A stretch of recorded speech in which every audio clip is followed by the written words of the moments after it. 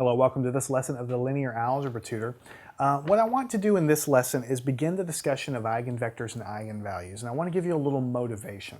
What usually happens in linear algebra class is you spend a ton of time talking about everything we've learned, determinants, inverses, row reduction operations, homogeneous systems of equations, and all of the things that we've done. And then you get to linear independence, which we've talked about quite a bit.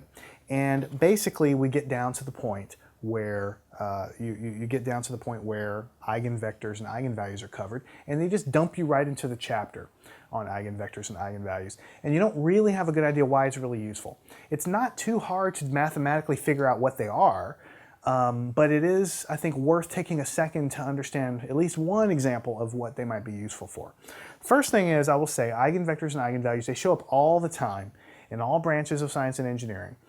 They are properties of a matrix that will just be able to be calculated. And as you know, matrices can be used to describe everything from systems of equations to rotation transformations, translation transformations.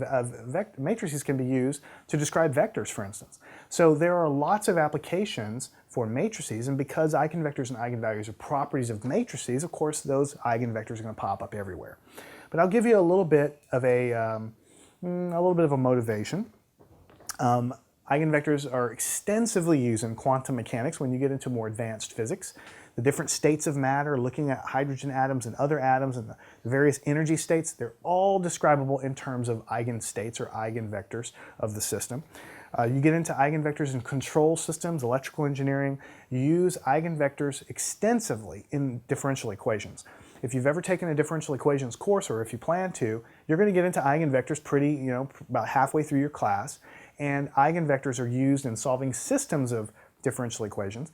And as you know, differential equations can be used to model anything from electric circuits to control systems to anything out there. So the bottom line is since eigenvectors and values can be used to describe differential equations or used to solve differential equations, and because differential equations are everywhere in pretty much any system you study, then of course it follows that eigenvectors and values are used in every branch of engineering and science. But I do want to leave you with one specific example. It's not necessarily the most important example in the world, but it is an example that will give you a little bit of motivation as we calculate these things as to why they might be important. All right, so here is obviously a flashlight. Nothing special about it, but I need you to use your imagination. Pretend that this is a cylinder. In other words, pretend that the end of this is not flared and it's actually just a cylinder, the same radius all the way down, and we have a constant length, okay? So when you study mechanics, especially rotational mechanics, when things are rotating like this, we talk about inertia